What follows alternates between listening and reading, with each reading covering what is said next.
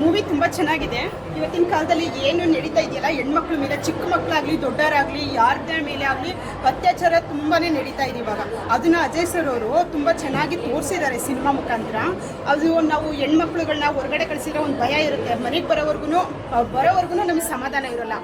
ಇದನ್ನು ಒಬ್ಬರು ತಾಯಿ ಕೂಡ ತನ್ನ ಮಗುವಿಗೆ ಆಗಿದ್ದ ಮಗುವನ್ನು ಎಷ್ಟು ಅನುಭವಿಸ್ತಾರೆ ಅನ್ನೋದನ್ನು ಕೂಡ ತುಂಬ ಚೆನ್ನಾಗಿ ತಿಳಿಸ್ಕೊಟ್ಟಿದ್ದಾರೆ.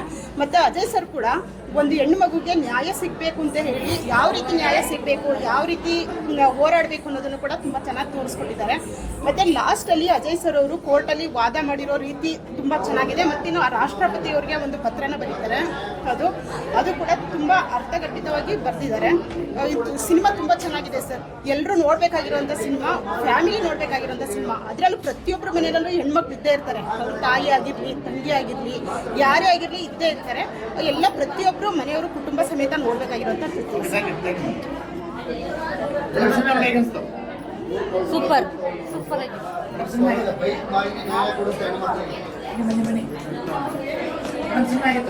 ಫಿಲಮ್ ಸೂಪರ್ ಆಯ್ತು ಸರ್.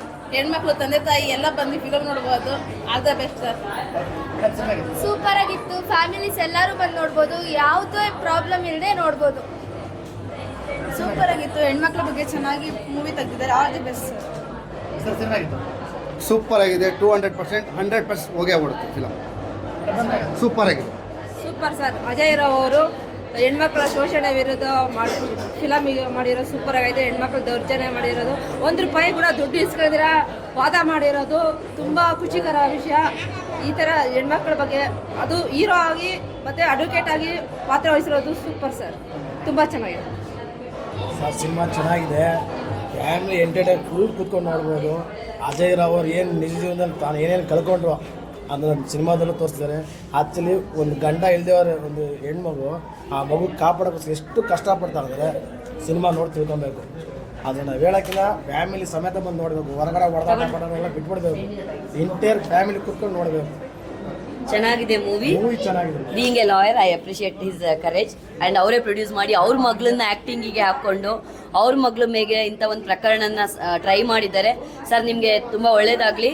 ಮತ್ತು ಆ ಡ್ರಗ್ಸ್ ಎಲ್ಲಿಂದ ಬರ್ತಾ ಇದೆ ದಯಮಾಡಿ ಎಲ್ಲಿಂದ ಅದನ್ನು ಕಂಡಿಡಿದು ನಮ್ಮ ಮಕ್ಳುಗಳನ್ನ ಸೇಫ್ ಮಾಡೋದಕ್ಕೆ ಎಲ್ಲ ಸರ್ಕಾರದವರು, ಎಲ್ಲ ಪೊಲೀಸರು, ಯಾಕೆ ಫಸ್ಟು ಮನುಷ್ಯತ್ವ ಇದ್ದರೆ ಇಂಥ ಸಾವಿರಾರು ಜನ ಹೆಣ್ಮಕ್ಳು ಬೀದಿಲಿ ಆರಾಮಾಗಿ ಓಡಾಡ್ತೀವಿ. ಮಾದಕ ವಸ್ತುಗಳಿಂದ ಇಂಥ ಘಟನೆಗಳು ಆಗ್ತಾ ಇದೆ ಅಂತ ಪದೇ ಪದೇ ಪ್ರೂವ್ ಆಗ್ತಾ ಇದೆ. ದಯಮಾಡಿ ಮಾದಕ ವಸ್ತುಗಳ ಬರದೇ ಇರೋ ರೀತಿ ತಡೀರಿ. ಯಾಕಂದರೆ ನಮಗೂ ನಮ್ಮ ಫ್ಯಾಮಿಲಿ ಬೇಕು, ನಮ್ಮ ಮಕ್ಕಳು ಬೇಕು, ಜೊತೆಗೆ ನಮ್ಮ ಅಣ್ಣ ತಮ್ಮಂದಿರು ಬೇಕು. ಎಲ್ಲರಿಗೂ ರಿಕ್ವೆಸ್ಟ್ ಮಾಡ್ಕೊಳ್ಳೋದು, ಎಲ್ಲರೂ ಮನುಷ್ಯತ್ವನ ಬೆಳೆಸ್ಕೊಳ್ಳಿ. Thank you Ajay Rao. Please ಎಲ್ಲರಿಗೂ ರಿಕ್ವೆಸ್ಟ್ ಮಾಡ್ಕೊಳ್ಳಿ, ಕಂಟ್ರೋಲ್ ಮಾಡ್ಕೊಳ್ಳಿ ಎಲ್ಲರೂ. ಮತ್ತು ಹೆಣ್ಮಕ್ಳಿಗೆ ಧೈರ್ಯವಾಗಿ ಓಡಾಡೋದಕ್ಕೆ ಏನೇನು ಬೇಕು ಅನ್ನೋದನ್ನು ಹೇಳ್ಕೊಡಿ.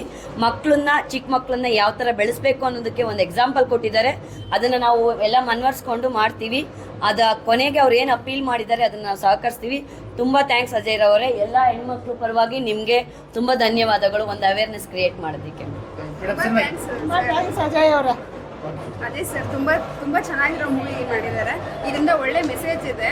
ಹೆಣ್ಮಕ್ಳಿಗೆ ತುಂಬ ಒಳ್ಳೆ ಮೆಸೇಜ್ ಕೊಟ್ಟಿದ್ದಾರೆ. ಇದೇ ಥರ ಇನ್ನೂ ಅಷ್ಟು ಒಳ್ಳೆ ಮೆಸೇಜ್ ಕೊಡಿ. ಹೆಣ್ಮಕ್ಳು ಧೈರ್ಯವಾಗಿ ಓಡಾಡೋ ಥರ ಮಾಡಿ ಅಂತ ಕೇಳ್ಕೊಳ್ತೀವಿ.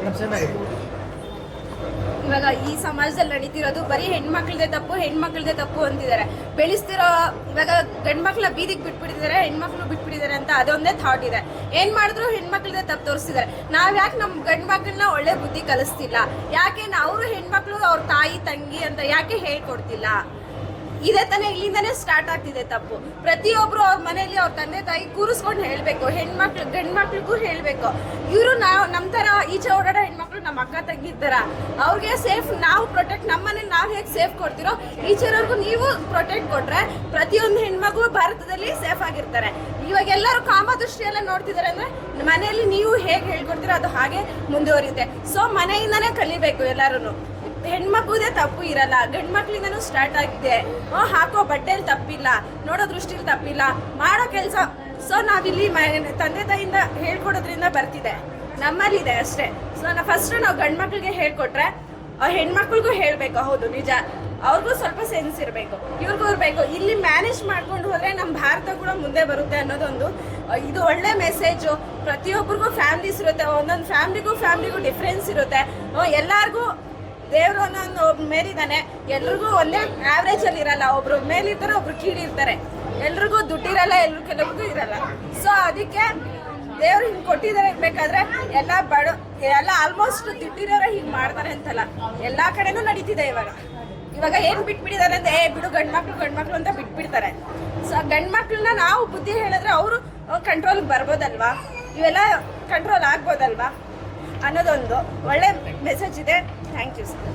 ವಿಜಯ ಸೇನೆಯಿಂದ ಸುಮತಿ ಅಂತ, ಬೆಂಗಳೂರು ಜಿಲ್ಲಾ ಅಧ್ಯಕ್ಷ ಮಹಿಳಾ ಘಟಕ.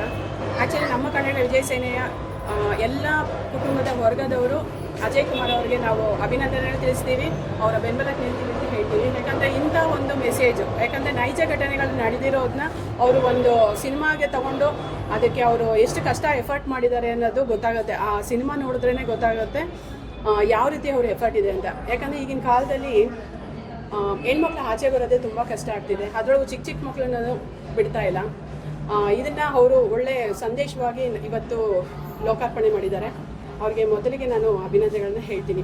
ಮತ್ತು ಇನ್ನು ಸಿನಿಮಾ ಬಗ್ಗೆ ಹೇಳಬೇಕು ಅಂದರೆ, ಮೊದಲಿಂದ ಸ್ಟಾರ್ಟ್ ಆದಾಗಿಂದ ಇಲ್ಲಿವರೆಗೂ ಒಂದು ಕ್ಯೂರಿಯಾಸಿಟಿ ಇದೆ.